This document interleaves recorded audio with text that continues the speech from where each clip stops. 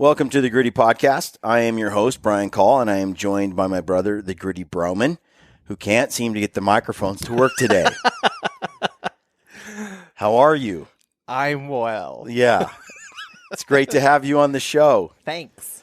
Today's podcast is with our good friend and unpaid intern, Brad Hunt. And we sit down. Brad and I just returned from Arizona, where we both were able to take a Coues deer. Brad was with me when I got mine. We interview Brad, learn about how he hunted his Coues deer. And then we talk about my experience on my Coues deer. It's really more of a lesson on kind of spot and stalk. So this area was really crowded. There was a ton of hunters. We were able to watch a lot of failed stalks. And it begs the question, what is it that, the old saying goes 5% of the guys are killing 90% of the deer, or something like that. Mm-hmm. So what is it on this archery hunt? I think Brad was saying it's a 4% success rate. I think that's what the Game and Fish guys said when we were down there. That's not a very high odds hunt. Okay. Mm-hmm. One of the lowest in the state. I will say this, it's a hoot because you're out there chasing deer almost every day. It's not like you don't get opportunities at stalks. It's just that they don't last very long. Most of the stalks end before they start. These deer are really wired tight. They know, even the mule deer. So my question is, okay, what are the 5% doing that are allowing them to kill 90% of the deer? Because when I sit down and I watch someone like Brad or watch someone like Ryan, it's like, it's not if they kill the deer, it's just, do they? Like, will they? Like, eventually they will as they go down there. It's a when. There's sort of this annoying expectation. If Ryan goes down there, he will kill a deer. It's like a foregone conclusion, So why? Why is there not as much uncertainty for him as there are for all these other guys that go down there and might do it every 10 years or every 5 years or something? And not only does Ryan kill, and Brad as well. Brad just kills. Ryan's that next level up where he kills everything big. I'm sliding into third, I think, a little bit, where I'm able to get it done. But again, it's still a pursuit. It's a skill that I'm always working on trying to master. How do I move into that other level of being able to get it done? And I'm putting pieces together. I'm learning a little bit as I go, but today's podcast with Brad is just that discussion, sticking to shadows, how he's being quiet, what his profile looks like as he's sneaking along. Is he on his knees? Is he on his feet? Is he, when does he move? When does he hold tight? Those kinds of things. Like, what is it? Archery, a little bit of archery talk in there. But I think it's a really useful episode. And Ryan Lampers and I have had some discussions as well offline, and we're going to get together, and I'm going to pick his brain in the same fashion. Now, if you want to hear Ryan talk about kind of this similar thing, you can go back and listen to the podcast I recorded with him basically January a year ago, where he killed his Coues deer, and it's a big Coues deer buck, like a Boone and Crockett level buck, and it was his first time ever hunting Coues deer, and it's like, okay, how did you do it? And he walked through it, and it was a very good podcast on the same level or theme as today's podcast with Brad, just from Brad's perspective now. And I'm going to re-interview Ryan, and I'm going to ask him this again. So all these are great podcasts to get you thinking about stalking game. Folks, Brent and I are releasing new films this Sunday and February 2nd. And we will release a film every Sunday throughout February. So look forward to that. We got 4 of them queued up. They're elk hunts and spot and stalk whitetail, and they're cool. I think you're going to like them. Hope you dig them. Follow us on YouTube. Also, use the code GRITTY at Mountain Ops to get free shipping on all your orders. Use the code GRITTY to get a pair of sissy sticks. Got them right here. Trekking poles, carbon fiber, and aluminum blend, which makes them kind of the perfect blend of strength to weight. They're killer poles. Everybody that backpack hunts and gets out there, carries a heavy load backpack, you should get a pair. They're sick. And then use the code GRITTY at Heather's Choice and save 15% off on all your snacks, backcountry snacks, and meals. You can also save $10 on the Mountain Hops movie night with the code GRITTY. Yes. If you're in Oregon, use the code GRITTY. Get yourself some tickets. I think the only 2 movie nights that are posted right now is the Western Hunt Expo, and I think that's sold out. Sold out. And then the movie night in Tigard, Oregon, which is February 6th, which is a week from today. Go ahead and check that out. Just go to mountainhops.com or Google movie night, Mountain Hops movie night. You'll find it. Tigard, Oregon is where they're showing the movies.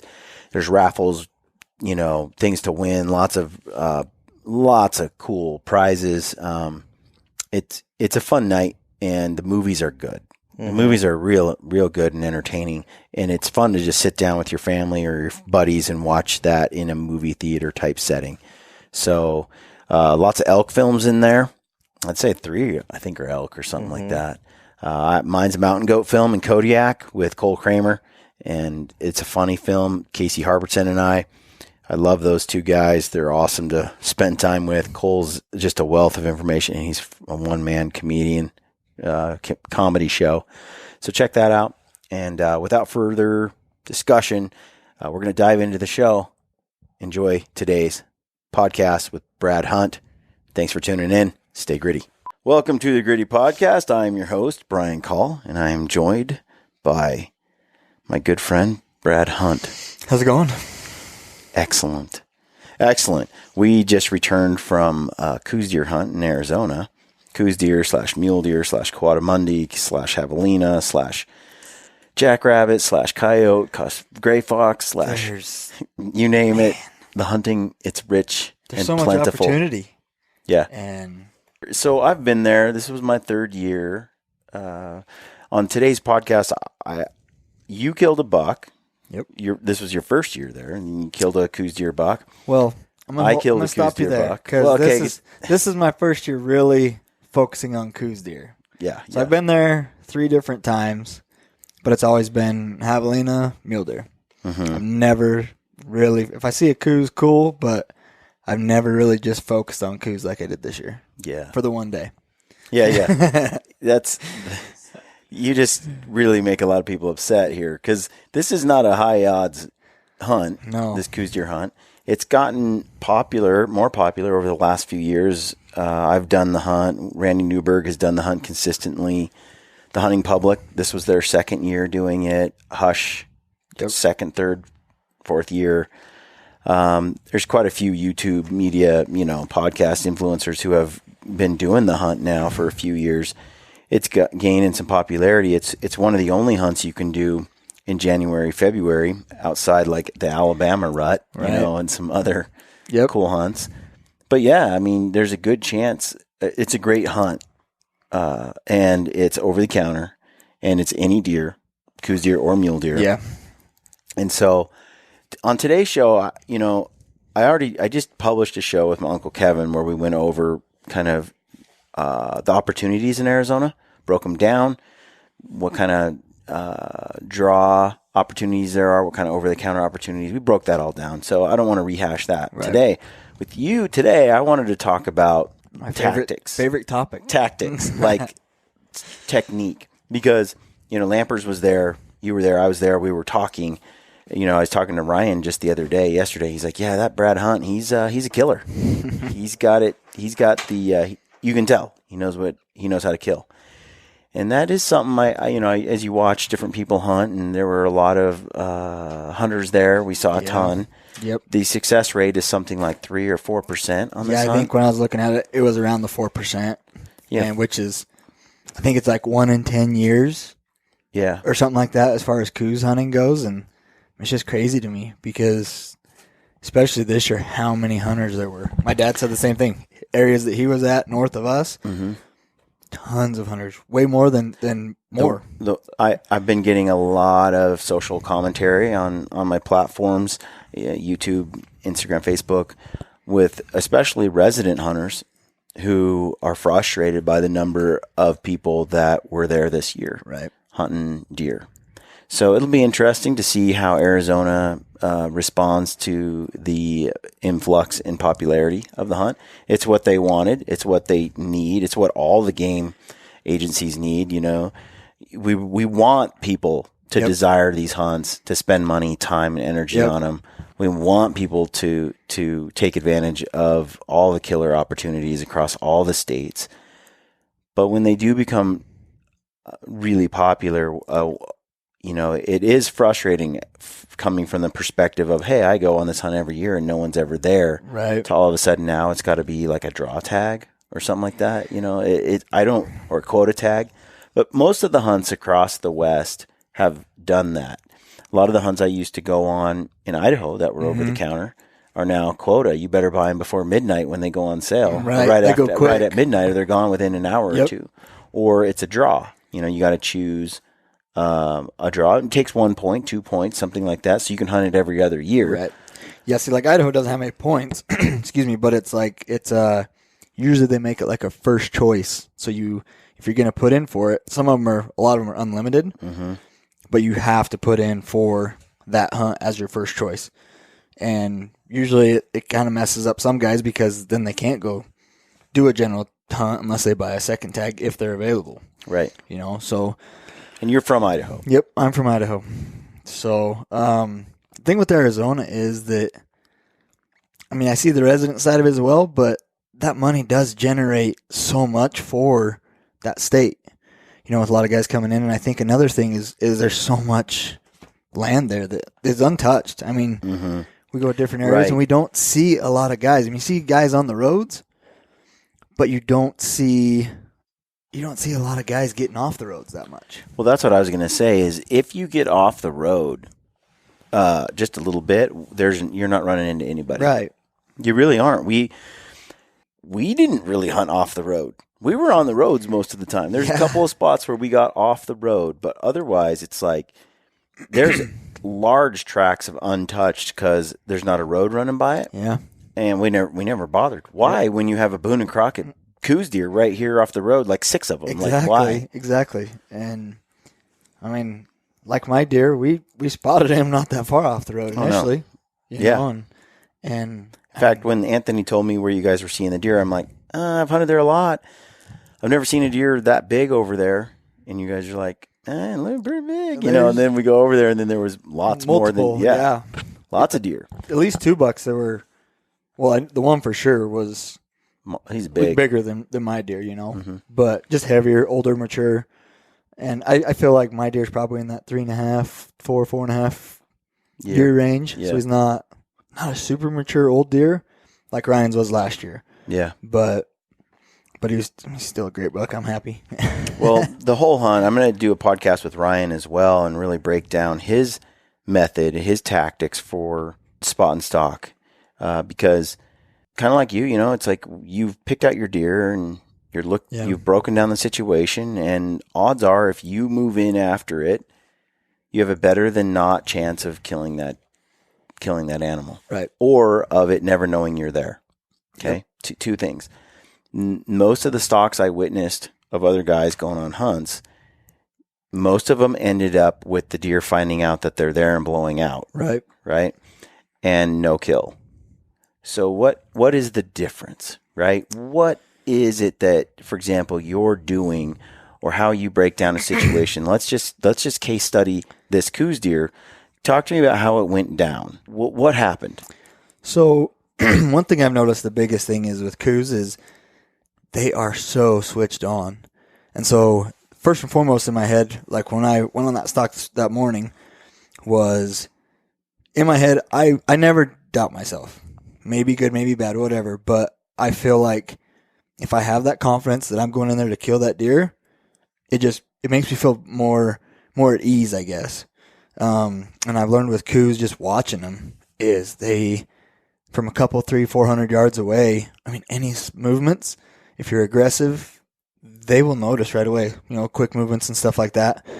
You have to be able to pick when it's time to move quick and when it's time to either sit down, be quiet, be still, or even when you are moving, those slight, slow, you know, movements that are going to get you in a position to take that deer. And that's what I did. I mean, I started that stalk at 9:30, and I ended up not in the morning. In the morning, of course. Yep. And it took me. And this is a kind of an open, Yep, grassland top. It's got a few. It's sort of you got some of the terraced a little bit. Yep, kind of benches out on top. You got a lot of ocotillos, some mesquite trees and things like that. And But it's real open with tall yellow grass. Yep. And those coos aren't much taller than that grass, if at all, you know. And like when I was picking my stalk, how I was going to go. So we'd seen the bigger buck that morning had crossed, and so I pinpointed where that buck had crossed, and to me it was where he's getting there. He's most likely going to come back out. You know, they've bedded kind of away from on the shady side. And so I wanted to get to that spot. Right. To where he had crossed that morning with that doe, because he had a hot doe. And so I worked my way up, and when I got about halfway there, I saw a couple does coming.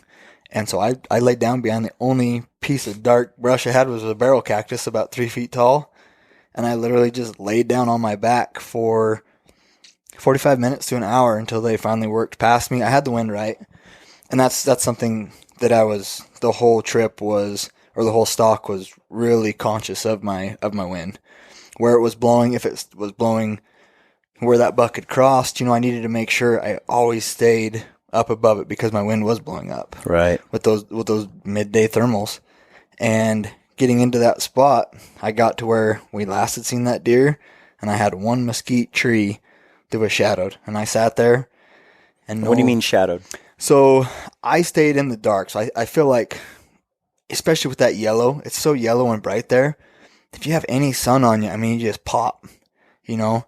And that's what the deer do. The deer do, you know. And when you can't see them, any of them, and then all of a sudden the sun just hits it just right, and then they just glow. Man. And you know, if you can see them, yeah, they can see you for sure. And I sat in that spot, and I just was getting ready to move into like the for sure, because I knew the sun would be coming around, and so I knew if I got on kind of that north side of that tree, I would have the shadows for a long time. Was I went to, and I was already kind of sitting down, kneeling down, and when I went to move over there, I looked over where that buck had originally crossed, and I saw antler tips. And so I'm like, crap, you know, he's already coming back. He's pushing that doe. And so I sat still as I possibly could, and I was pretty much shadowed, but I knew I didn't have long before that sun was coming right out of that mesquite. Mm-hmm. And he put his head down, kind of feeding, and the doe finally walked past him, and he bedded down. And then that doe, just for the next 2.5 hours, she fed. She'd go about 2 feet, and then just scan every direction, 360, and not move. And she would do that for 4 or 5 minutes at a time. And then when she would put her head down, I would try and just slowly creep like an inch to my side. So what you needed on that day was a fawn doe yeah, exactly. Instead of a mature doe that knows what's going on and is aware. Anthony got on this buck. It was a giant Coues deer buck. Like our buddy Brent was like, that's the sort of buck people pay lots of dollars to go hunt in Mexico. And he's on this deer, and he is courting the dumbest, like, juvenile doe on the planet. Man. And she just didn't spook much. She wasn't aware of danger. She's in heat and clueless. Yeah. And she just kept giving that, you know, a smart doe gone. Right. The whole thing would have just blown up. But because of that fortunate situation, Anthony was able to have like stalk, shadow that buck for 2,000 yards, get within bow range. All it was like a 4-hour deal. Of just almost kind of things. Which with a smart doe, it's not going to happen. Yeah. And the buck's just going to do what the doe does, dude. Yep. He's just so into the doe that he just, even if he runs away, he'll come right back, you know? And that was the thing with that buck, too. So he would bed down, and as that doe would move, she would just move, like I said, a couple feet or a couple yards at a time. And when he wouldn't hear her moving, he would stand up and look at that doe to make sure she was still there. Yeah. And then as soon as he saw her, he would bed right back down. And, of course, that mesquite that was it was in front of him was between us, so I never had a shot. How many yards? I'm sitting at 37 yards from this buck. It was the very first time I saw him. You didn't go full send through the mesquite Man, you know, there was one chance. Like when I very first saw him, he turned and put his head down, and I already had an arrow knocked, of course. I'm going the whole way up. There were deer moving everywhere. And this is a big bucks, folks. I've seen the pictures. This is a big, heavy coos deer. Yeah, and he's cool, too, because he's inline 4. Got an inline 4th, but on that inline 4th side, his eye guard was broke off. Oh. And so on the other side, he only had 3 with a big eye guard. So he's a 4x4, an 8-point, whatever you want to call it, you know, if you're Midwest or wherever. He's just heavy. That's when you get those mature bucks. Yes. You notice they're heavy. You just had the mass. But that little extra inline tine was almost the size of the rest of his tines. This wasn't like a little sticker. This was like a heavy tine. And he was a good buck. But you could tell it didn't belong there. It was right in the palmed area. It just kind of gave it extra. I think it was between the second and the third came off, and then you had the eye guard. Mm-hmm. And, the first time I saw him, he was, like I said, he was 37 yards, and he was pretty broadside. But he had a cholla cactus, they call him jumping cactus, right at where his vitals were. And then he also had the mesquite right there. And so all I could see was right from the point of his shoulder to his head. Okay. And I did think about punching that shoulder. I mean, it's a coos deer. The suckers are, my Weimaraners bigger than they are, you know? And I thought about punching it, but at the same time, well, if you wait, this is the thing where I wanted to ask you, like, what were the percentages, did you think? Were you doing the math, like, what are the odds I can make that shot? Yep. So, I did too. In my head, it was like, I know I can make the shot and I can put it where I want. I mean, we shot it even at 64 the day before. Yep. You and I were dialed. Yeah. You know, and I'm 40 yards. I know I can shoot that well. Mm-hmm. But it's like, it's such a small window and they're so quick, you know, and he's on alert. Even though he's with that doe, he's still checking his surroundings and stuff. And I figured, you know what? If I can sit here, I have the wind right, and I'm in the shadow. They have no idea I'm here. He's not leaving. Mm-hmm. And so I felt like I had a better opportunity to just continue to sit there. And that doe, about that time, that doe had started walking to another piece of brush. That was about 10 yards from where that buck was. So I figured if I'm sitting here, he doesn't know I'm here, he's going to follow that doe to that piece of brush. Usually those bigger bucks, they'll go from brush to brush and they kind of hurry their way through the open. But I figured I would have an opportunity. Well, 2.5 hours later, I sat in the same position without moving because of that dang doe, you know. And the next day I was cramped in my traps because I literally was sitting there with my bow on the ground. Right. Ready to draw. Ready to take that shot. Yeah. And it ended up being a total of about 3.5 hours. So I got on that buck. I sat down at 12. It was like 12:35, and I never. Later on, about 3.5 hours. It was 4:26, I think, or 4:27 when I looked at my watch. When they actually, I think he might have eventually winded me, but because he didn't bolt though. He didn't bolt. You know, he stood up, and the doe actually never left. She stayed, so she ended up working her way to my right. To the north, and she stayed, I think the farthest she got was about 46 yards when I ranged her. And he stayed right in that brush the whole time, but I could just feel the thermals kind of changing coming towards that evening. And I think that crosswind was enough that it went to him, and he wasn't 100% sure because he got up and he looked and he was straight on to me. And I actually drew on him, but the problem was, again, is he was on the opposite side of the tree and there was a barrel cactus. And I thought about, if I have the opportunity to just center punch him and still have that possibility of if he whirls, my arrow is going to be right there. Mm-hmm. And I'm shooting still heavy enough and fast enough that I would have some knockdown power. Yeah. But with that barrel cactus, I literally could just see from his neck, from the bottom of his jaw, up. And he never gave me a shot opportunity and whirled and bounced away. Kind of bounced away, went down. And I didn't know if he had dropped off the cliffs on the backside or if he worked his way around the hillside. And I kind of got to where that doe was because she just fed right over the other side. And so I just got between them because the wind was switching. I just got between them and sat there. Like, that sucker's coming back for that doe, you know? Yeah. Well, and I could see other deer about 100 yards away moving through the mesquite. And so So I just waited another about half hour. So it was getting dark about 6:15. Mm-hmm. And so I waited till about 5:30. And I decided, there's other deer here. I started slipping around the face of that hill, just moving slow. And so I actually saw Anthony. So they'd been spotting this buck all day long, and other deer. And he actually has a video of the buck I killed as well.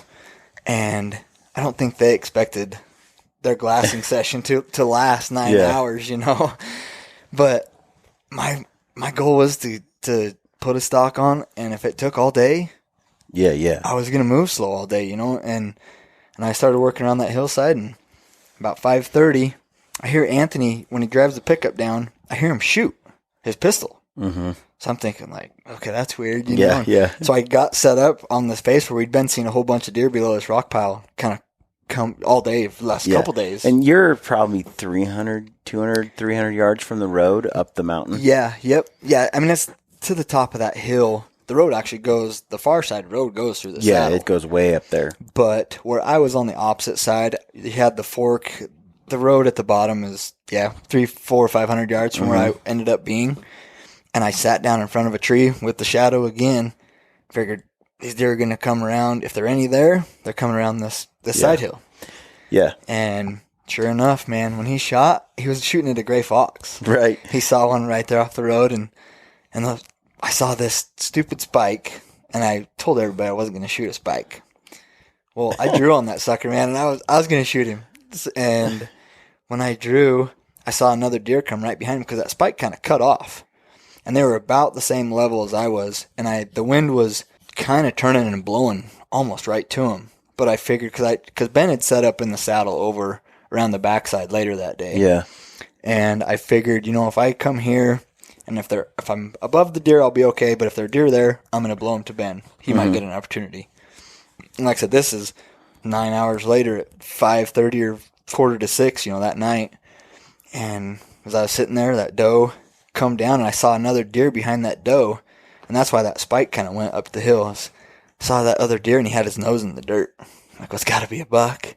And so I drew, and sure enough, that doe walked right past me, and the buck stopped.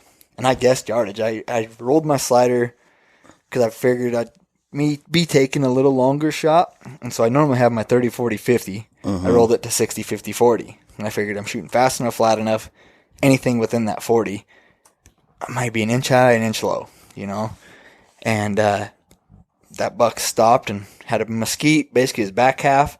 And so I just sucked it right behind his shoulder and hit. And I shot, and I didn't know if I hit him or not. I heard a loud clang, kind of like a tree. And so I instantly knocked an arrow again and drew back. And he went about 15 yards and stopped, and I was already drawn. And he looked up at me, and I guessed again at 40. And that one, he was kind of quartered to me, and I sucked it right in the point of the shoulder here, and it came out the shoulder the other side. And he went like 50, maybe 60 yards. Yeah, both shots were good shots. Yeah. There wasn't much left to the part of the heart on, and I think it was from the first shot. Like I said, I didn't know where it hit. And you guessed 40, he was about 40. Yeah. And you've been ranging throughout the day, right? Yep. All day long as I was stalking, I would range, and I would just guess. Before I range, I'd guess, okay, that's 60 yards, and I'd range it. And I was feeling pretty confident. Okay. I was within a few yards. And so after I shot him, both shots, got the jitters, got nervous. I had to sit down, and I don't get like that with elk or mule deer, man. And I was so jacked on that coos. And so when I ranged, the first shot, he was about 41 yards, and the second shot was right at 40 yards. So, really? I mean, I guessed perfect. Yeah. But, yeah, it was fun. You almost put a brilliant stalk. You did put a brilliant stalk on that big buck. You almost killed him. Yep. I mean, things had gone a little differently. You would have. The wind switched a little bit, and he got out of there. What are the odds of most guys getting in that range? I feel guys pressure it too much, and I could have got lucky, but I feel like with stalking, especially with those deer, you just have to be super patient. And I don't feel like most guys are, so I don't think their odds are that high. I felt like if I could work my way in there slowly, and like I said, it took me almost 3 hours to get into that position. And I sat in that position. Which isn't that far, really. No, to take 3 hours to get to that position. It was probably you're like a snail. From where I got dropped off. A sloth. Yeah, from where I got dropped off. That's what Ryan says. Move like a sloth. Move like a sloth. Yep. I'm trying to think what else Jeff Lux used to say. Anyway. Slow hand of a clock. Slow hand of a clock. That's what it is. We're talking the minute hand. Yeah. Yep. Not the second. Not the second hand. The minute hand. Or the hour hand. The hour hand. And it was probably only maybe 500 yards, 600 yards at most from where I got dropped off to where I sat on top. Yeah. And, I mean, there's deer I think everywhere. most guys I've seen stalk, they're there in a tenth of the time that you used to get there. Yep. Right. And I think a lot of guys, and I'll go back to what I was talking about earlier, is you have to pick your stalks. Pick your moments that you can hurry and you can get into that position. But especially when you get in within that 100 or 200 yards, I mean, and you're inside of something. I like being able to see something, but when you're inside of that animal, they can also see you as well. Okay. Were you walking upright? Were you crouched? Were you crouched knees? Were the you whole crawling? time. I crawled so I tried to stay in the cover because across this hillside, about halfway up was a line of mesquite trees, just a whole row all the way across the hillside. But then below that, there was nothing other than a cactus here and there and just the yellow grass. And then on top, you had some rock piles. And all across the ridge, you had these ocotillo cactus. And in between where I walked a little more upright going through the mesquite brush and stuff, but I had cover. But between that and to where I got to the ocotillos on top, I pretty much either was really, really low or almost pretty much crawled on my hands and knees, just staying below that yellow grass. But I was the whole time, every step, just super cautious of where I was stepping. Because with the deer moving so much a couple days before, and there are deer everywhere there. Yeah. And so it's only a matter of time before those rutting bucks push a doe over the top or some come from another location or something, And so I was just scanning. I wasn't focused on my point of where I needed to be. I focused on everything around it as well because there are so many deer. And like I said, it's just slipping in, moving super slow, and just being aware, being cautious of where your feet are. I noticed that when I started doing spot and stalk in Alberta, what's cool about hunting where I hunted in Alberta was you get to do 2, 3, 4, 5 mule deer stalks a day. Right. And so it wasn't like you just found one deer and that was one day. It was like one day was like a week's worth of hunts. Exactly. And you got to repeat that like 5 or 6 days in a row. So I learned a lot, and I got to go there a couple of times where I learned a lot. And one of the things I learned was when you're approaching mule deer in open country, grassland like that, and it's the same thing, I think, for coos deer, even more critical. If I'm at the level of the grass or lower, a deer could look at me, spot me, freeze, watch me for a while. I didn't move. They'd go, it must have been a rabbit or a javelina. It must be a coyote. It must be, I'm still a little sketched, but whatever. And then they would go on about their business. Yep. If they caught me in a crouch or they caught me at a level above the grass line, showing your head or your silhouette, or if they caught me standing, it was over. And they could see me standing from 1,000 yards away. Yeah. And they would run. I'm used to hunting, mule deer in like Colorado. Mm-hmm. And you look at a mule deer in Colorado, it'll see you on the hill at 1,000 yards, and it'll be like, oh, there's something there. And it'll just keep doing its thing. Right. Yep. Or even at 200 yards, a mule deer might look at you. You don't move for a while, and they're like, okay, whatever. In open country, grasslands, I haven't seen that. They're like a different animal. In fact, when I did podcasts about Alberta, we would talk about how switched on these deer were, and how if they saw your silhouette from long ways off, they're gone. Yep, they're gone. And that's how the coos are too, down there in Arizona. And it's, man, they're not like most mule deer that a lot of times they'll go over the ridge or whatever, give you the look back on top, and then drop off into the ridge, and they're usually down in that next draw. The coos, man, they're gone. They're gone, and they don't stop until they feel safe, and that's usually a long ways away. That can be on a whole. Anthony and I watched them spook and then run through an entire desert flat, all the way to a far off mountain, and then up onto that mountain. Right. You're like, that hunt's over. Exactly. And your opportunity for success again is so slim that I mean, I'll take luck any day. Yeah. And saying I probably did get lucky, but at the same time, it's like luck and opportunity coming together. Blah blah blah. Yep. Anthony happened to drive by at a time, see the fox. He's headed off to another spot, and he shoots, and it's still 400 or 500 yards from where you're at. Yeah. But it caused a reaction where these deer, they could have fed low all night. Instead, they're like, we're going to go up to the hill. Yep. That doe brought him up, and like I said, that buck I shot was hot on that doe. Mm-hmm. But like I said, I was ready to shoot that stupid dick. So, but you had also done the ranging, and you can make the shot. So Yep. those are things. It's the whole package that goes into making it happen. Yep. I was curious. I felt like staying low, crawling like you did. Yep. Staying in the shadows, and time. It's probably the speed of your movement that's number one. Would you say? For sure. And so after I killed my buck, it was a relief, but at the same time, I was drained because all day long you're in that high intensity moment. Even though you're not on deer, you are moving like a sloth, moving like the slow hand on the clock. Yeah, Ryan said after he finishes a stalk like that, or whether he gets the deer or doesn't get a deer, the next door he's sore all over. Yeah. And you should be if you were doing it right, because moving slow as a snail, it takes a lot of effort. It takes a lot. He's like, there's a lot to be said for yoga poses and like one-legged movements. And and I'm stuff. not very good at yoga. But and I mean, exactly. All the way from start to finish, all day long. I mean, that's what we're talking about is those slow movements, staying below the cover. Yeah. And I've heard Ryan say, and he quotes Brian Barney, they say, patience kills the buck. Yeah.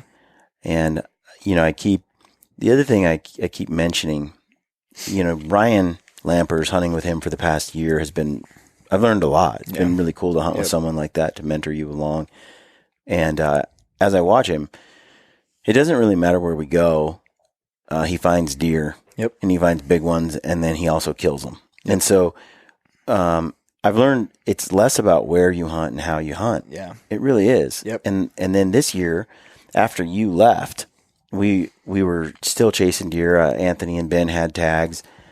Brinker still had a tag. Yep. We were out chasing deer, trying to help these guys tag out. And what I would see with observing all these other hunters out there hunting at the same time, there were big deer that were put to bed and in totally killable spots that weren't killed. Yeah.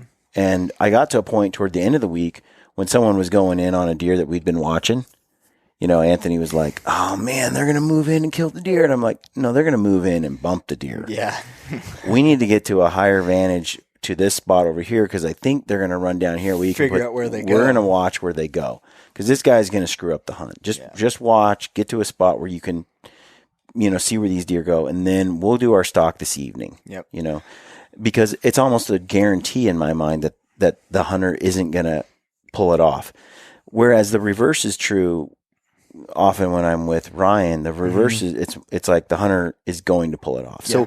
So tapping into or helping other hunters figure out why one person is like some 9 times out of 10 pulling it off, and one is 0.03% of the time pulling it off. Like what are we doing? What is not being done? What are the 10%? They say 5% of the guys are killing 90% of the deer. What is that 5% doing? I think going back to patience.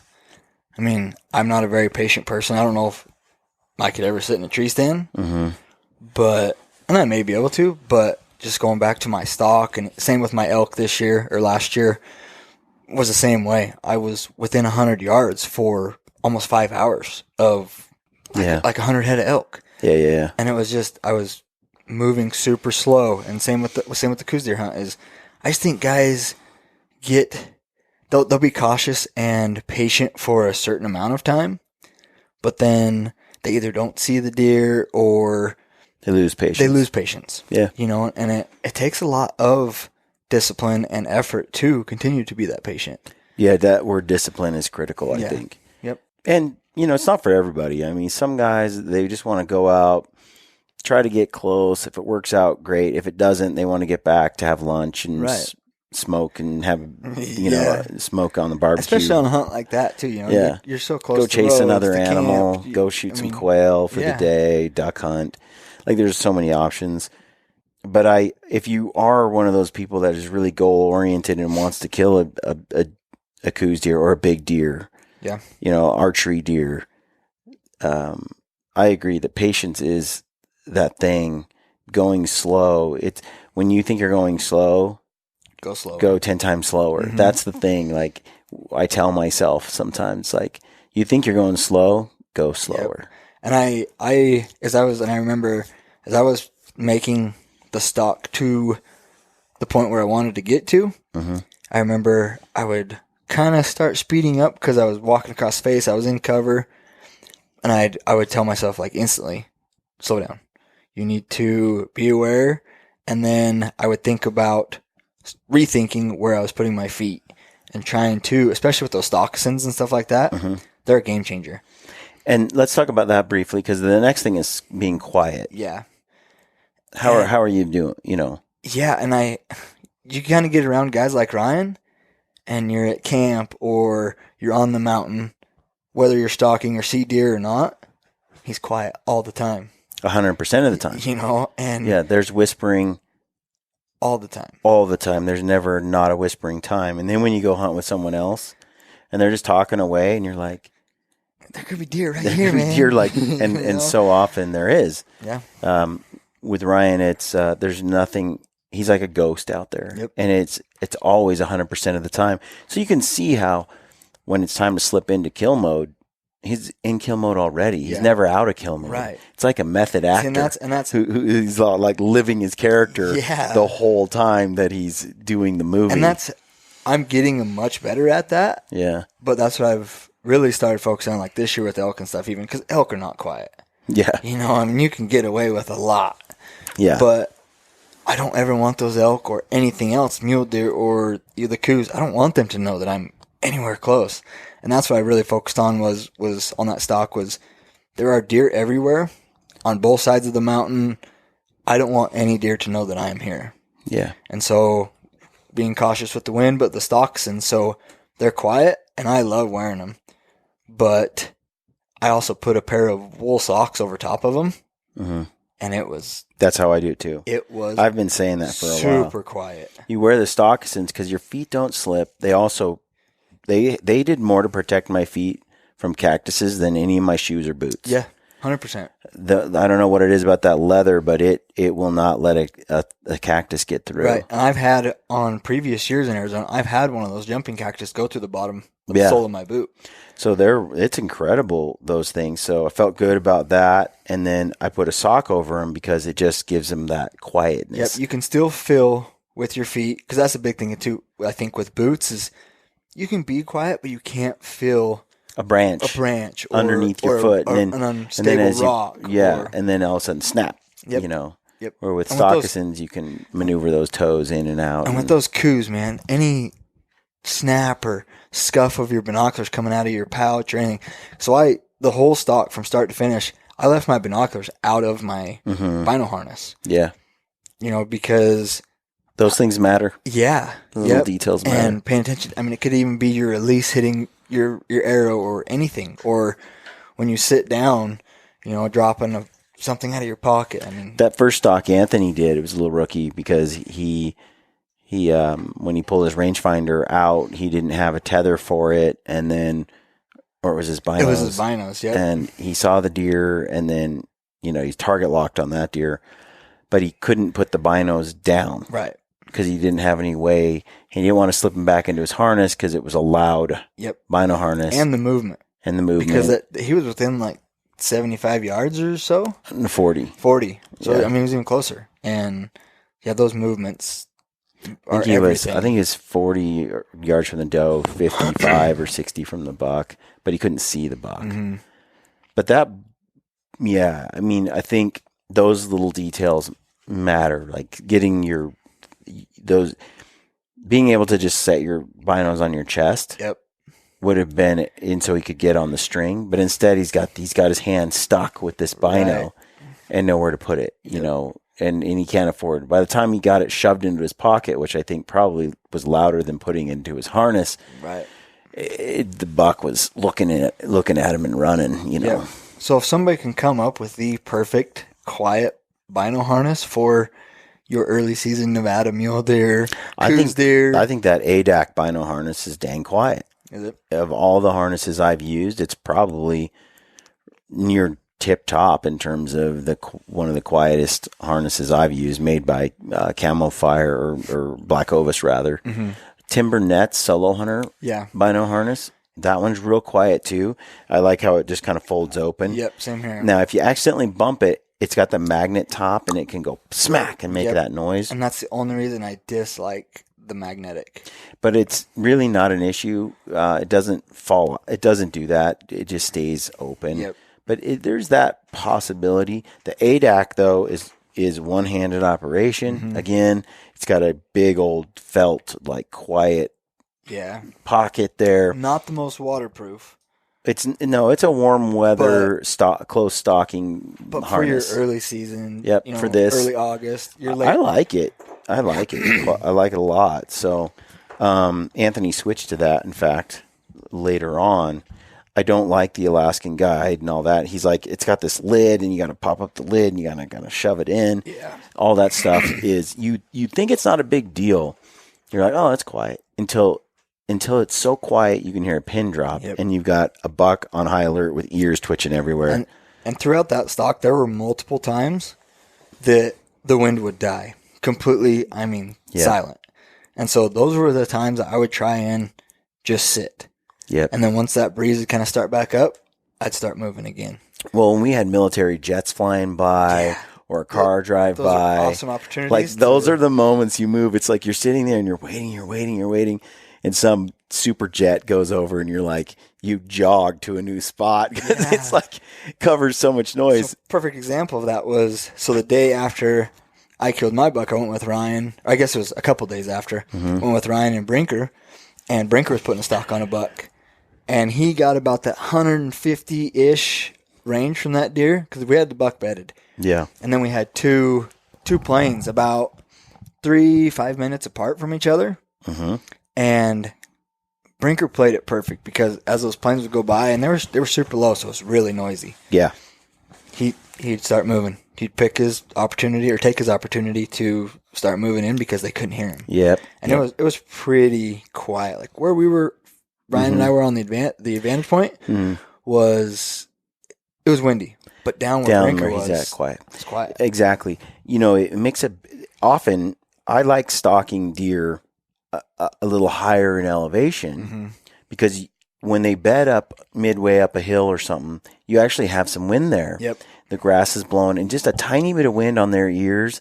Just a tiny bit of wind in the grass. It's all you just need a little bit. But when it's dead, good luck on a coos deer. Oh, good exactly. luck. I mean, it goes back to those little things of your binoculars or your rangefinder coming in and out.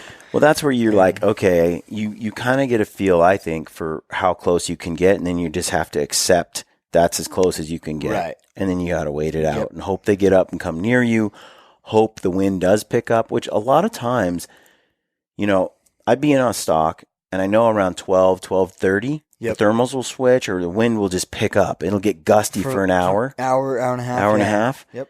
And I would wait for that wind to show up, and then I would continue my stalk. Yep. And then I knew I was running out of time. That's how it was with my buck. Yep. Oh, exactly. I had the wind where I was like, okay, I can move right now, but this wind's only going to be here another 30 or 40 minutes. You know, I don't have a lot of time left, and then it's going to go dead still for 2 or 3 hours. Yep.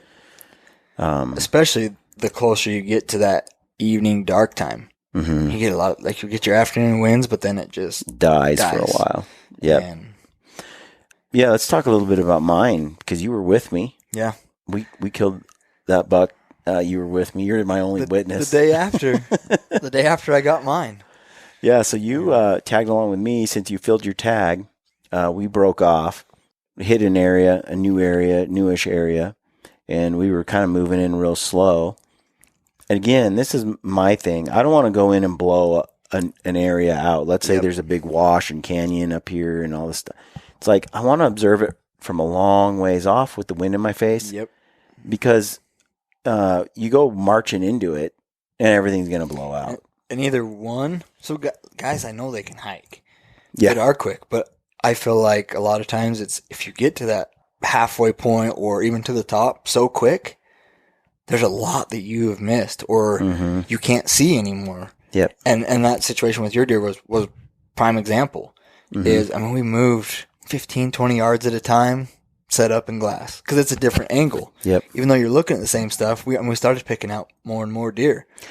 And we were way far from all the deer and the rutting and the action. Yep. But some deer ran all the way down the mountain to 75 yards below us. Right. That one forky that came down, and you're like, he smells something. Yeah. He is acting.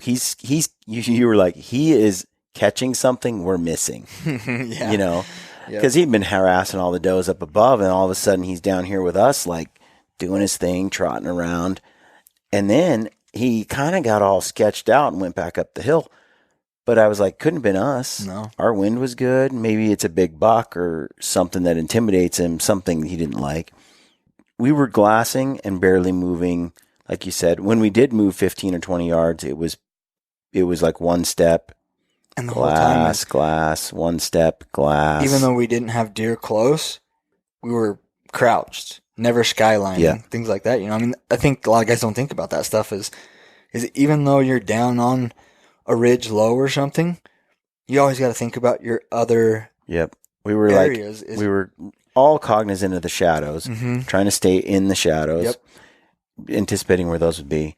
And then, you know, a lot of guys like to come up behind a mountain and peek over, but you're skylined. If you sneak around the front of the hill, then, and especially in it's shadowed, then your silhouette isn't, skylined. Exactly. And so it's a little counterintuitive because, you know, you're sneaking up on something. You want to crawl over the top and then look down, you know, and then you have the whole mountain to hide you. But as you come over, you're hosed.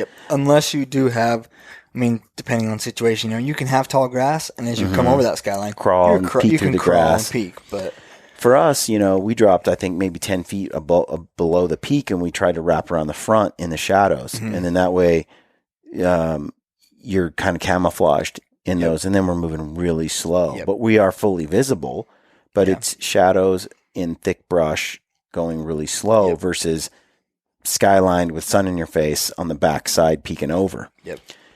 But those are just some things that we did as we moved in, painstakingly slow. And it was pretty wild because so we're sitting there and we're moving up and we can see there's lots of rutting action going on. We just didn't see any big bucks. We just saw lots of chasing and stuff. So we knew there were does everywhere. I remember like 25 does or something. or more. I mean, 30 that whole does. face was. There was like 20 javelina up there, little bucks everywhere, coyotes. So we're just kind of making our way in. And then all of a sudden, we had just walked and glassed painstakingly slowly through this spot. All of a sudden, we hear deer blowing. And I whip my head around, and behind us at 30 yards is a giant buck with a doe, and then a younger like 3x3 buck with him. What went through your mind when you first saw that? Well, at first was it like confusion for you? Yeah, because it was too. Because we just went past there, and we just walked through it. So it's like we're like, if there was a buck bedded there and we just jumped him up, that didn't make sense to me. No, right off the bat, and then I was like, okay, did they come from? Would have been as we're going up to our left. Did they come up out of that draw? But it's like that draw. We were watching that. Yeah, we watched that draw. There was no cover in that draw, and so they just had come through the little bit of mesquite off the other side. I mean, we don't really know, to be honest. They had to have been right in that bottom. And we didn't hear them either until they blew their nose. And when I turn around, they're 30 yards away, all three of them, and they just appeared. It was like they just magically, there they are. Yeah.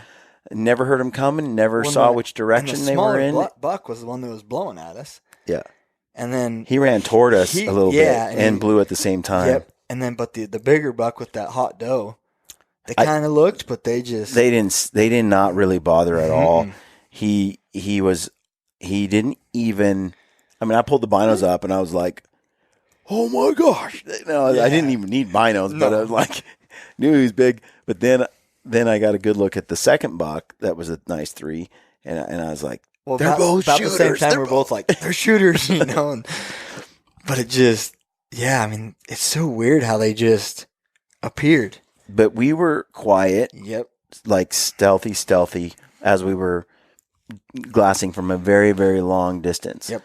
We were being really, really sneaky no matter what, realizing that a deer could be there anywhere. And to me, it was just a testament of our style and what we were doing. Yeah. That they ran 30 yards from us during their rut fest and didn't even know we were there.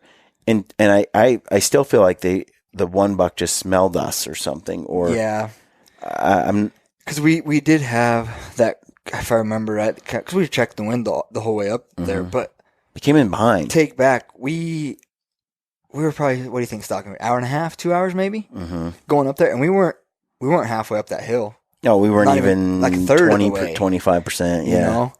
And over a couple hour period, so we didn't really move. No, we kind of moved, but we didn't really move. We went from like one little hill down and then up another little hill, and that's as far as we got. Yeah, and these little rolling hills, just another peak to stare off of. Right. Well, when they took off over the hill behind us, your heart sinks a little bit because they were right there. Yep. But then they're gone. But I also know from rut behavior, and it looked like I could tell from the doe and the big buck, the really big buck, they didn't really clue in that we were there. No, just the little buck did, and the little buck stared at us with his mouth open, his tongue hanging out, panting, and he looked at us, and he's like, "I should be freaked out," but then he looked at the other two who didn't care. Yeah, and he looked back at us, and they didn't care. He's like, "Well, if they don't care, I don't care." And then he just started chasing right there with them. Didn't even bother with us. And so I was like, "Well, it's a very good chance that they're just right around this ridge." And we could see the lower part of that, and then where the saddle was. So we had like a 75% chance that we knew that they hadn't crossed over at the other side. Yeah, it looked like if they had continued on, we should have seen them climb up a hill. Yep. Otherwise, they were just in the cut. Right. And so I left you there. I skinnied around the ridge to peek into the cut, got over there, and sure enough, the buck was chasing that doe all over in that cut, running up and down, and I saw his rack, and I was like, that is a giant coos deer. I also noticed for the first time that he was running on 3 legs, and his fourth leg, his front leg, he didn't even put on the ground. He didn't use it at all. Right. So he's tired. His mouth is hanging open, but he don't care. He's rutting a doe, you know. And but he's so big that he scares off that even wounded, he just intimidates that other 3x3 buck.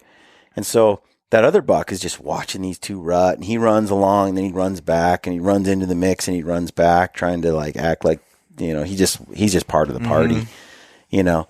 And he's watching. His mouth is hanging out, and he's watching for a while. Well, I just need to get 50 yards closer, and I'll have a 40 or 50 yard shot on this buck as he runs by this hill every so often. And because they're chasing, you never know when they're going to just blow out of there and be gone, or when they're going to stay there. Right. And I could have, I looked at, I was about 100 yards from the 3x3, and I was like, man, I can close the distance on him, but I wanted the big buck. Right. So I moved in, and as I was moving across, I was getting closer, but I was moving. The grass was knee high or so, and it was in the wide open. Yep. In the grass. All any of those deer had to do was look at me. Yeah, exactly. You know, and they see you. No cover there. No cover. But I'm like, they're busy. They're distracted. So like you said, knowing when to move quickly, when to move slowly. I was like, if I can move quickly but without noise, I can get there. Because they're going to hear the noise, you know. But they're making noise too. And that buck is panting, the 3x3, and he's watching these two run around. His head's just like a puppy dog in a window watching cars drive by, you know. So I start sneaking over, and I just stayed low, so I was about the same height as the grass. Mm-hmm. So I was in a kind of a crouch situation, squatting super low, and then kind of leaning into the grass in the uphill side. Yeah. With the hillside. So I kind of had my left hand on the ground and my 2 feet, and I was just kind of inching. And every now and then I'd set my butt on the ground. And then I was just kind of, you know, my left hip was on it, and I just kind of get up and inch, and then settle in the grass. And there was, you know, ocotillo and stickers and bushes and stuff here and there that I had to maneuver around or over without making too much noise. Right. But those stockisms, for me, they really work. Oh, yeah. And so as I crept around the face, that buck, that 3x3, started to get bored of watching these deer. And he starts feeding, and he's looking down and he's feeding and stuff. And he starts making his way towards me, towards you. Mm-hmm. And so I'm watching him, and every now and then he picks his head up and he looks around his surroundings. And he looks at me a couple times, kind of past me and up the hill. And I'm like, okay, as long as I'm not moving when he looks in my direction, I'm going to blend in with this ocotillo. I'm going to blend in with this barrel cactus here and some rocks, whatever. He's feeding. And so now I've had to slow down a bit because he's no longer as distracted. Well, I could still barely see you, and you had sat, for probably 15, 20 minutes without moving. I got stuck there because he kept looking up toward me, and then he'd feed a little bit, and he'd look at me. He'd look past me, but he looked at me, and you could just tell like he was in that position where all he needed was an excuse. Yep. You know, so I wasn't going to give it to him. That 15, 20 minutes, that's where I could start to see this buck coming up. Yeah. Way the crest of the hill was. You'd been watching him the whole time. The whole time. I mean, as soon as I peeked over the hill, I could see all the deer. Right. I mean, I'd been watching him within 3 minutes of us splitting up, you know, and me heading over to him. I was watching those deer. They didn't go anywhere. Right. They went like 100 yards over the ridge. Yeah. So I see this deer, and Brian's sitting on top. Like I said, I can barely make out Brian's head, but I see the deer, and he's kind of walking towards me. So I'm like, what do I do? It looks like you don't see the deer. Right. And the way the ridge comes down from where you are between you and the deer, it's kind of got looks like there's a hump between crest, us. like a hump, you know. And so I'm like, he can't see that deer. So and I'm going across going, I just need you to go another 5 feet, and then I can get up and move. Yeah. And I can get to this bush where I can shoot this buck. Right. Because the big buck's he's still going around there. I have no idea. You know, I just don't want him to blow and bounce away and then alert the other two, you know. So I'm just waiting for him to so he does. He starts cruising away from me, and as he's cruising away, I get up and I start moving. So while he's moving, I'm moving because his butt is kind of to me and walking toward you, in fact, and I'm walking away from him. So I think, and then I'm sitting there and I'm like, oh, this buck's going to die. And as that one's moving off, I'm moving in. I'm probably 80 yards or so from the buck I want to shoot. Mm-hmm. I want to be around 50 or 40 yards from this buck. And I see where they keep rutting near this tree and then standing there, and then they run up this other spot and they come back. They keep coming back to the same spot. I'm like, I just need to get to this and I'll be 40 yards or 50 yards, somewhere in there. So I'm only between you and I at this point, we're probably only 40 yards from each other. Mm-hmm. And as that the smaller buck starts coming, I'm like, Brian. I'm like, I can't hear me. I'm like, Brian. He whistled. You know? And I was like, shut up, Brad. Yeah. Shut up, Brad. I'm like I said, the way that ridge was, I didn't know if you could see that deer. Well, and he's a great buck to take. Mm-hmm. Well, the first time we saw him, he's got all those crinkles, and he looked like he had some mass too. Yeah. He does for his age and size. Right. But we saw him from the side. Yep. And then when I saw him straight on, I was like, oh, he's just a little guy. Yeah. You know? But he still has like a really unique set of antlers. Because every time. Yeah. Every time looks like it's like fire. Yeah. And you whistled a couple times. I'm like, shut up. And the buck didn't hear you. He looked up once and he looked back down, and you're like, Brian. Finally, that younger buck like locked right onto you, And now he went from just being like clueless, ears flicking everywhere, eating grass and walking away, to full on alert. And he's watching you. And I'm like, oh, dang it. And then he turns his head and he looks at me. And I'm like, oh, man. So now he's locked on me. Yeah. And he's just staring at me. And he looked back at you. But he'd look at me. And he decides, I don't know, it was probably 15 minutes. Yeah. Of him staring at you and me. Right. And why he looked at me, he'd just been looking at me from the start. Right. I'm wide open in the grass. I just hadn't moved. They are. They just know. And now that he heard you talk and your voice, and he's fully locked onto you. Yeah.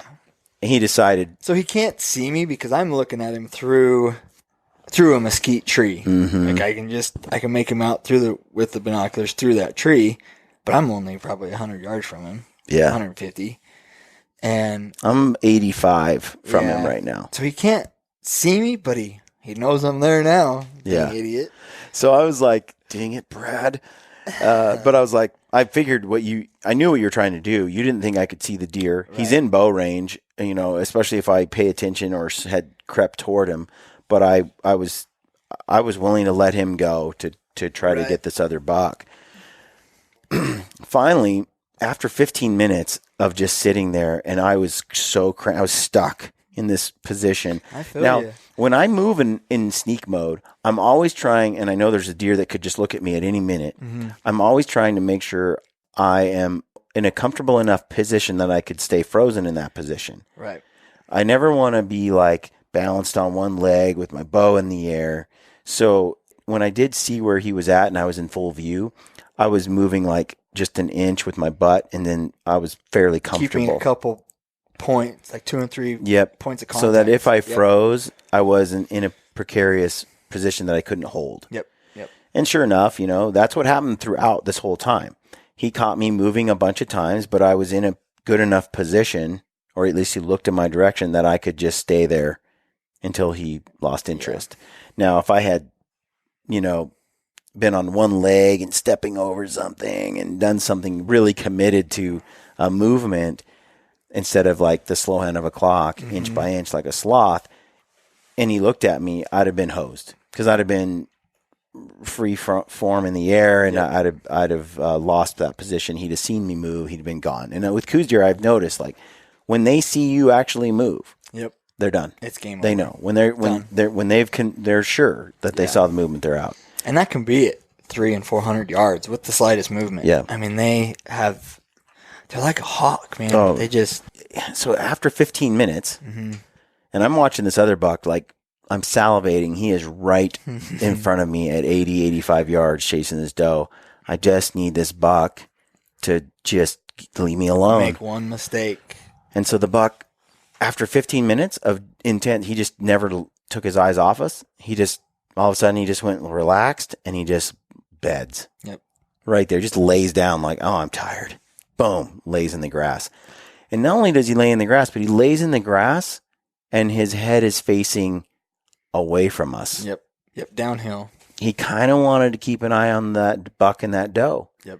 So normally where he'd bed with the wind at his back, looking at the danger, he kind of was like, there's nothing dangerous here. Nothing moved after 15 full minutes. I'm just going to lay down right here and watch these two deer.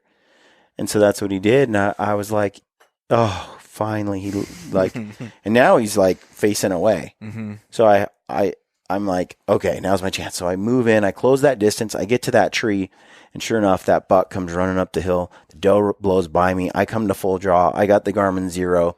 He comes running by him, ranging him. He's 50 yards, 49, something like that.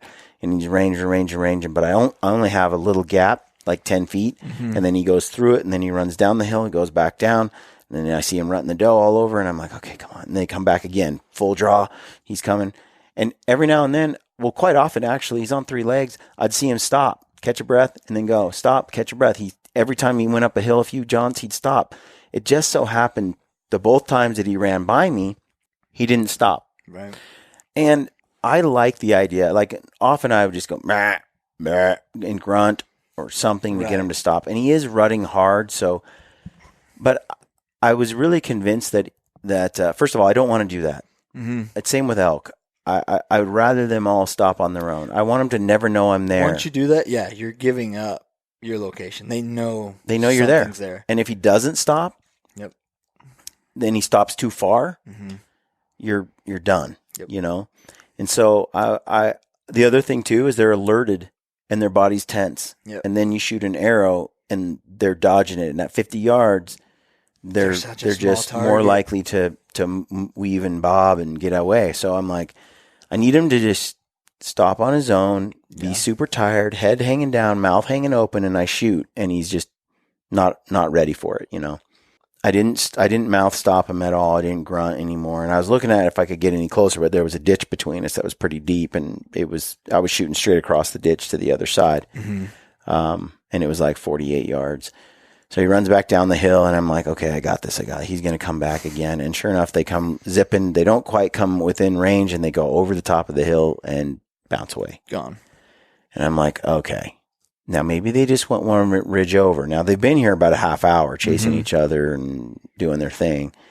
And then they just ran over there. I'm like, what's the odds that they go over there and keep doing it, or are they going to bed? Yep. And just from their behavior toward the end, it looked to me like they were going over there, maybe bedding somewhere. Right. Wasn't sure. At the least, though, I had a buck that was about 85. He was still about 85 yards from me because I had diagonally moved in on this other deer, and he was bedded. And I was like, he's got some cool antlers, character, style, and any coos deer with a bow exactly is something. Yeah. So you can say all you want, well, I passed. But at the end of the day, to me, there's so much that can go wrong between you having a shot and making a shot that it's really with a bow. Yeah. It's hard to say I passed on anything, you know, in my opinion, right. Sometimes, you know. So I decided to, there's the bird in hand or the bird in the bush. And I decided to take that bird in the hand. So I decided to creep in closer. Now you're over there. And you're just watching the buck, or did you see him? So I watched him bed down, and then the first couple minutes as he's bedded down, he still had his head up. But once he got real comfortable and kept putting his head down, slouched it down, I couldn't see him. Okay. And so I'm like, I know he's still there because I haven't seen him go out the other side. Because I could see basically the backside of where that deer was. I could see the bench. So if he got up where he came from, I could see him go back that direction. Or if he came to the side I was on, obviously I could see straight down that ravine. But so once I lost sight of him, I'd keep tabs on him, but I would start looking everywhere else, glassing deer, because I mean, there's deer everywhere, you know. I was watching everywhere. I was hoping that big buck would come running back over the top again. Yeah. But I was like, you know what? In the meantime, I'm going to move in on this buck and close the distance. I had a slight breeze going on. It was that 12 window. I figured I had another 30 minutes or so of wind before it got hot and really settled. Right. Got still again. So I started inching my way down that hill, and you and I had just smoked the target at 64 yards. Yep. Because that was as far as we could shoot where we'd set up. Totally. We had a road. One of the things I think is underrated is target, being able to shoot on a hunt like this. Yep. The more arrows you can shoot, the more fresh you can stay. Because I borrowed one of those big foam targets from my buddies over at Wild Arrow here in Utah. So I had one of those giant block targets in the back of the truck. Plus, I had a couple Reinhardts that you stack in front of it. So it's like, and I have my Valkyrie arrows with my big old broadheads, and it's just I can just launch the actual arrows I'm going to shoot at a deer. Exactly. And I also am not worried about losing them because I got a massive block target behind it, plus multiple targets in front. If you miss that, then you're in trouble. Probably give up. I mean, what is it? 5 by 5 5 by 5 feet, or 5 by 6, something like that. Yeah, it's big. It's a big target. So I like to bring stuff like that on these kind of hunts. Yep. Where you're not backpacked in. Exactly. And then we would just, while we're glassing for deer in the morning or in the afternoon, we just dump that target out on the road and then step back, and a bunch of guys shoot while some guys are glassing, and you just stay fresh. You know what your range is too. You're like, man, I stacked 10 at 65 yards. I'm good. Yep. When I got to 70, I was like 30%, 50, 60%, And I'm glad that you took the target too, like you're saying. Mm-hmm. So when I left my house and came to work, because I went from work to the hunt with you, when I left the night before I left my house, I decided last minute that I was changing my arrows to my lighter, faster arrows. Yeah. And so the night before we left, I totally retuned my bow. Yeah. Changed my arrows, and I came up to the office up here, and I kind of sighted it back in, and I got really close. I mean, it doesn't take, once you know your system and you've done it enough, it doesn't take that long to reset, especially like with the Garmin Zero, which I don't have. I've just been using the Black Gold. Yeah. The Black Gold sight, but I knew where my bow's shooting. I chronoed it, things like that. Got within a couple feet per second, and I was dialed. Yeah. And we were able to reassure that when we got out there in the field, which is big. Yeah. Different elevations and winds and stuff seem to affect arrow flight. And what I like about the Zero is I can shoot at 20 and say, oh, I shot a little low. Shoot at 30, oh, it's a little high. And you just say, oh, it was 1 inch higher, 1 inch, 2 inches low. You just tell it. It's like, did you hit the target? No. Did you miss high or low? High. How many inches? 1 inch. Right. And then you confirm, and boom, you're dialed. Yep. Within, I don't know, 10 minutes of stepping back from 20 to 65, I knew I was absolutely dialed at every range. Right. And boom, I felt very confident after stacking like 9 arrows in the pie plate at 65 that if I had a Coues deer at that range under the right conditions, it'd be a dead deer. Dead. Yep. Yeah. I think that's, and that because you're doing it day after day. Your confidence is there. Yeah, because you've confirmed it. Where if you just show up, you've come from Idaho or Utah, and you get there, your bow traveled, you don't know what it did or didn't do. You got a little target. Maybe you're shooting out to, if you did bring a target. Mm-hmm. I was like one of the only guys who did. Yeah. I just think it's really important, and you're able to confirm out to 85, 90 yards that you're grouping pretty decent. Yep. It's just a powerful thing to just kind of just confirm it all and sight it in. That's the thing too, is you shoot those long distances, so you feel way more comfortable at those close distances. Yeah. And there's variables that are exponentially exacerbated the further back you go. So you might not see what your mistakes are at 40. But you start to see them when you get to 50, 60, 80, 90. You're like, because it's like a slight trajectory change at 20 can be exponential at 100. Yeah, exactly. And so these things start to, I think long range shooting with your bow really does show you like your weaknesses. Yeah, it just highlights where you're wrong, where you're off, you know. Yep. And we all did a little tuning. And for me, for me to hit dead on perfect, especially I have a Garmin Zero on there. It's got batteries, and it's not that heavy, but it is a little heavier on one side, a little bulkier type of sight. I really need a back bar on that bow, and it needs to be adjusted properly. Yep. And a little weight on the front. And when I have that set up perfectly and it's balanced. Because before you did that, you were shooting without the back bar. Shooting left you were every shooting time. Consistent, but you were left every time. A lot left. And it didn't matter what I did. You can adjust your quiver sometimes, bring it further out from the bow, closer to the bow, tilt it forward, tilt it back, slide it up or down along the riser of the bow. Right. And some of that stuff can, like with my Black Gold, I can get my bow to be really dead on balanced with just my quiver. Yep. And that's how I hunted elk. And I was dead on out to 90. Yeah. But you switch the sight to the Garmin Zero and you shift some things, and I absolutely had to have a back bar and things balanced differently. Yep. And then once I had it balanced, I couldn't miss. Yeah. You know? Dialed. And like I said, as far as we could shoot was 64, 65 yards. Yep. And I think I took 3 shots at 64, and every shot was within basically right out of softball. Yeah, so and that's about where I want to be at maximum range on a Coues deer. Yep, myself. Exactly. So back to the hunt. At 85, I knew, okay, I need to close 20 yards to get to that 65 mark, where I know for a dang fact that I've been dead on for the past 2 days. Yep. It took me quite a long time. Yeah.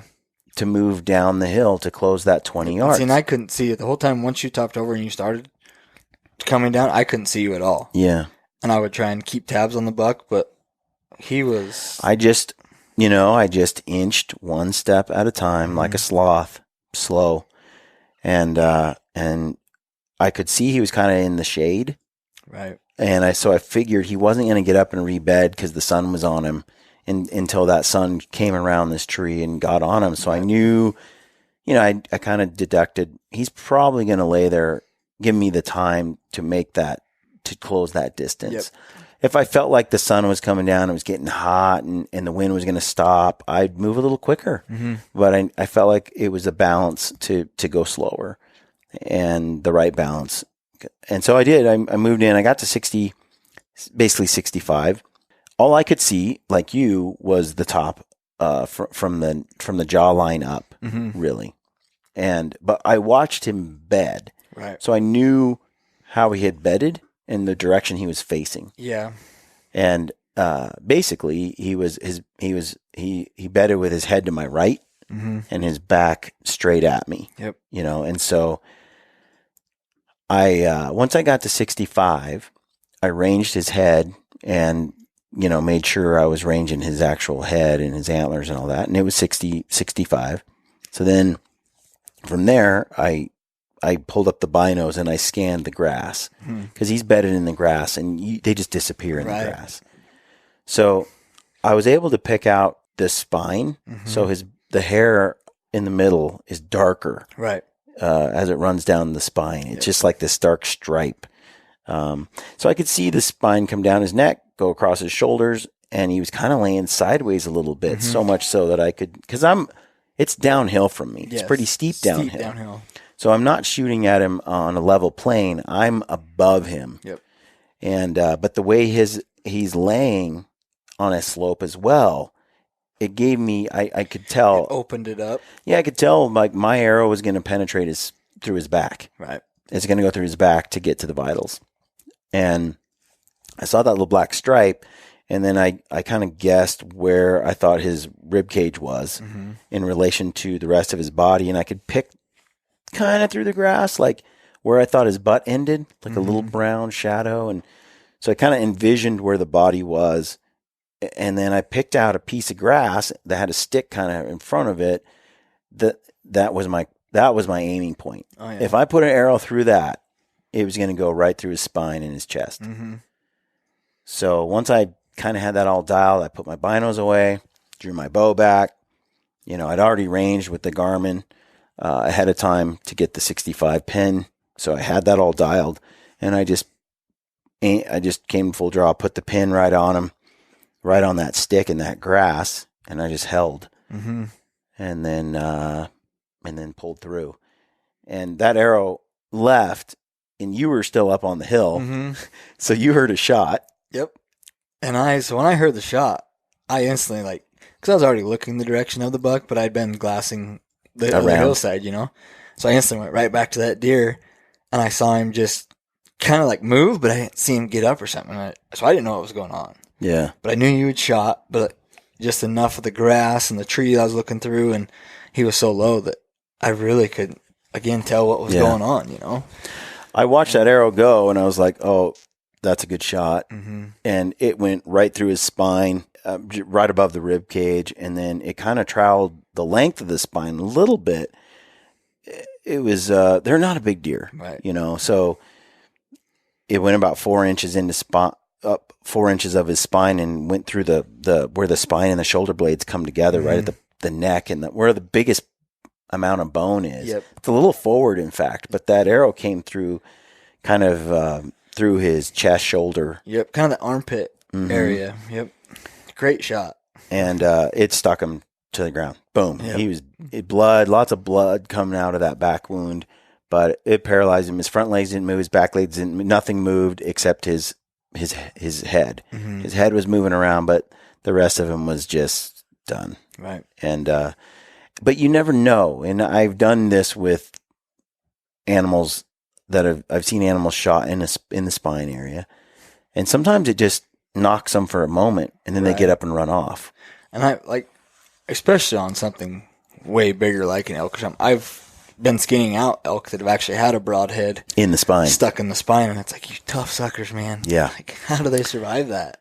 So, and because I shot through the grass, I could still see his. So what I saw through the grass basically was I stuck him. He started to like get up maybe an inch by the time that arrow hit, like he's bedded and that arrow was on the way and he heard the sound, right? But you're not going to jump the string when you're laying like that. Yeah. And the thing too is he was not on alert. If he was on alert, he was bobbing his head. Yeah. If he was on alert, totally different story. So that arrow went through and he just was down, loaded another arrow, put another one down range. And I just basically kind of aimed through the grass, put another one down range because I wasn't sure where I hit. Right. And I saw the arrow skip in the dirt. And I heard that one. Yeah. And I was like, man, he missed on that one. Yeah. So I was like, but I knew these were tough shots because I wasn't taking the time to figure out where his body was in the grass. I was just shooting below where I envisioned his body to be. And so then I put the binos on him and it didn't look like his head was moving. Went up, grabbed my pack, some stuff I had ditched. I waved to you. We started making our way down and he was still breathing a little bit. So at about 25 yards, I put one more through the rib cage.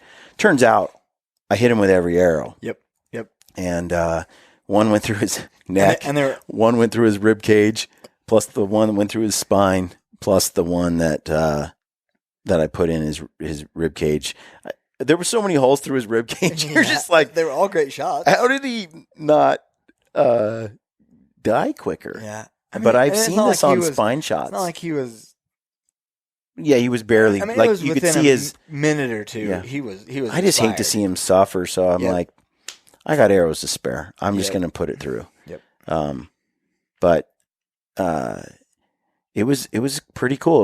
It was a pretty quick death, and anytime you hit them in the spine like that and they don't run off, it is kind of like a reassurance. It's a relief in a way. You hate to see it take a minute for an animal to expire, but at the same time, whenever you shoot a deer and it runs off, it's like, okay, where did it go? So prime example is on my deer. So the way I'd come down so I wasn't skylining myself, and I got in front of that tree, the ridge was at my back and went to my right straight down the hill. Yeah. And so after the second shot, when I shot my deer, he went around that hillside and I couldn't see him. It was only 25 yards, and then he went over the other side, but I couldn't see that deer.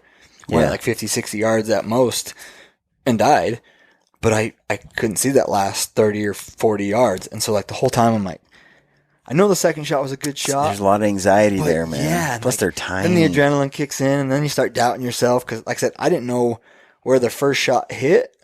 But at the same time, on my second shot, when I hit him, he hunched up like that. And I did see the blood coming down right behind the shoulder.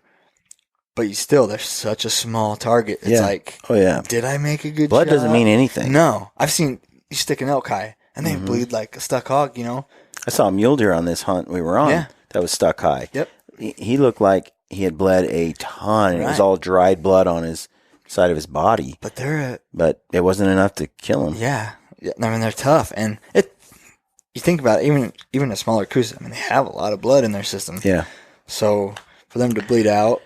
Yeah, it was surreal. It was nice. It was the second year in a row I got a coos deer with a bow, and it's a highlight for me, man. And that's an accomplishment. Yeah. And from my perspective, I'm just damn glad you got that deer because I almost blew it. I was cussing your name when I was on that big one.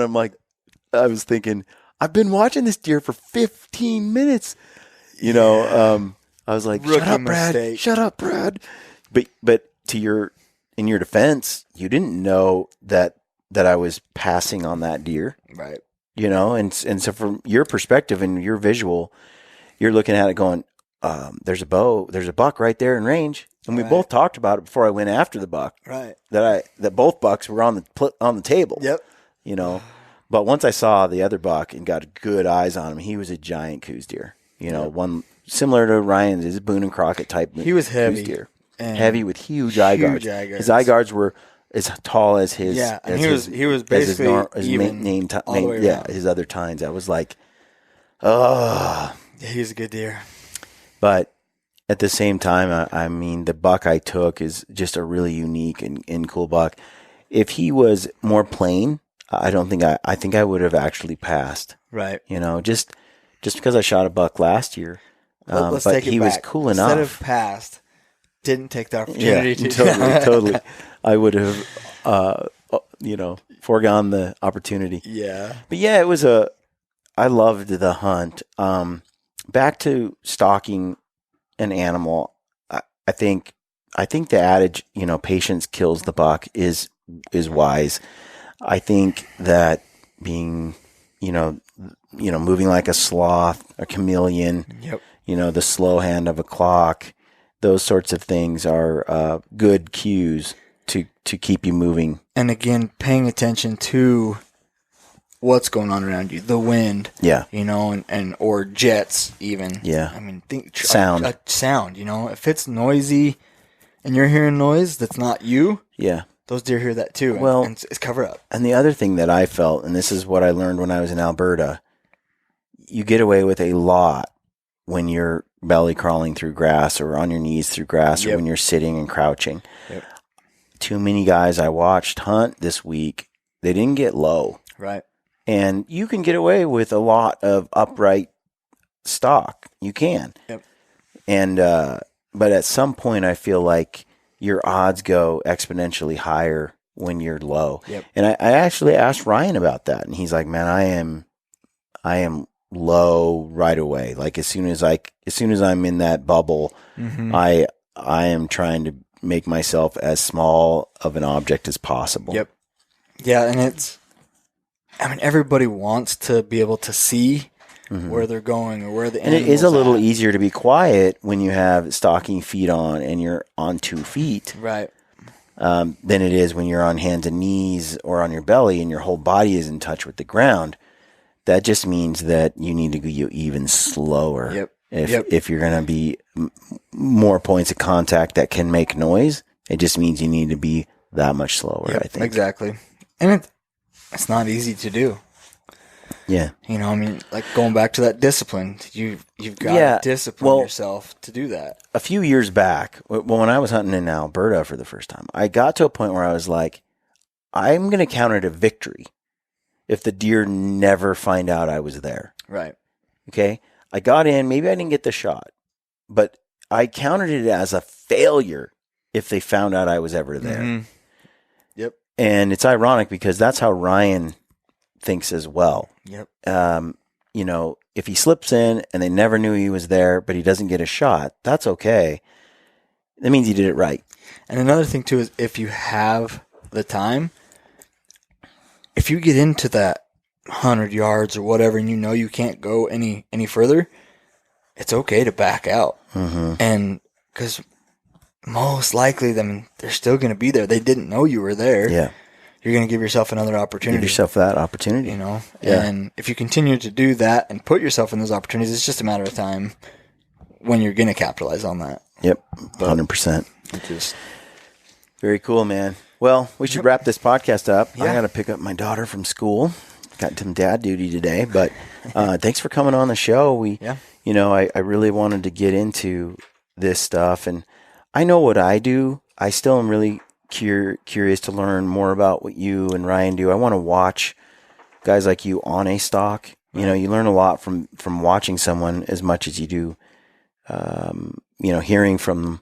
Yep. And so I'm looking forward to some more of that. But I think this was good information. Yeah, it was a pleasure. Congratulations again. You too, man. Fun. Congrats. Yep. First coos deer. First coos. Nice. So, only on and up from here. I guess. That's right. Now I it's didn't cape out now my it's deer. Boone so and Crockett or bust. Now I gotta kill a big buck. That's right. Just to get the cape off. You need a giant now. So yeah. I'm looking forward to going back. I've decided next year I want a big coos, or I want a mule deer that I'd be happy with. Yeah, and that's exactly where I'm at because I killed a decent coos buck. Yeah. He's a great buck. I want a bigger one, and if I can't pull off a bigger one, and I can't get a mule deer, then I'm going to use my points to get a coos deer rifle tag. Right. I think, Yep. or I've been thinking about it. I might use my points to do archery kaibab. Oh yeah. that's a great option as well. So, lots of great hunts though. I mean, this year, I was able to hunt multiple states for mule deer. We got to do the coos deer. Got to chase elk in 2 different states.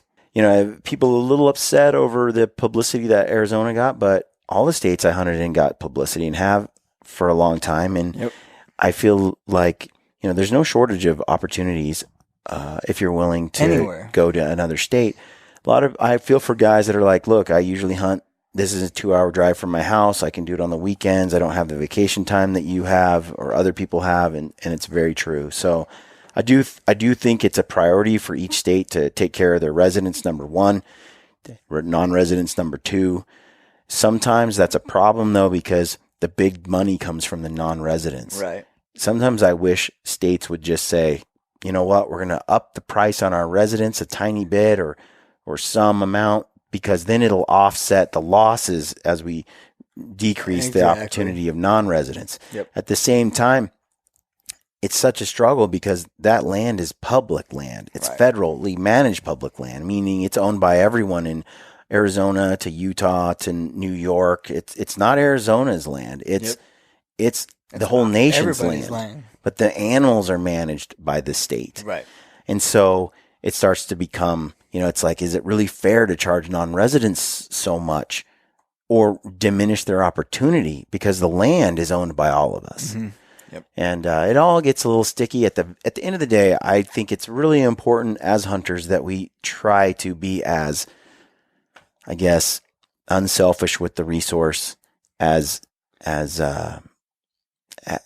giving as possible with the resource to our fellow hunters. And then I need to do a podcast on hunting etiquette, because the number of hunts and stalks that I saw get blown up by a-holes out there just really pissed me off. Yep. Really disappointing. And there's tons of testimonials I've received from people this last week on people who ruined their stalks.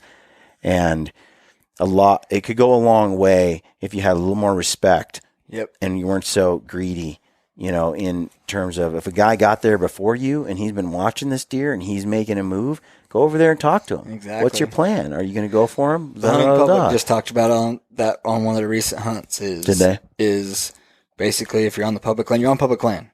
Yeah. And go have a conversation. Work with them, It was real disappointing. Yep. And then we met some people and they're like, dude, I'm huge fans of the gritty and blah, blah, blah. And it was really cool. And they seemed genuinely grateful and a little embarrassed by it. So heaven knows I'm not perfect, and I have really jacked up other people's opportunities in the past. Not really knowingly. I've always tried to be respectful of other hunters, but it happens. So yep. Anyway. No, thanks for having me on. Yeah. So. Folks, follow Brad. He's on Instagram. Brad_W Hunt. Yep. What's the W about? My middle name. What is it? William? Wayne. Yep. It's my dad's Brad name. Wayne Hunt. Yep. I only ever heard that name when I was in trouble. It was Bradley Wayne, which was often when I was a kid. So. Yeah. Brad_W Hunt. Yep. And Brad's quite the elk caller and elk hunter. And we'll get him on some more too, because he's a wealth of information. He's got the killer instinct here. So thanks for coming on, man. Yeah, appreciate it. Thank you. Thanks, folks. Stay gritty.